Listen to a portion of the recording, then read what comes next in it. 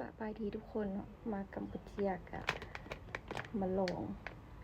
แหนมกัมพูเชียเป็นสีแดงๆได้มาจากบิ๊กซี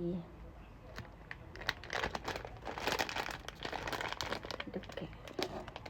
ชิมเป็นที่เสียบนะ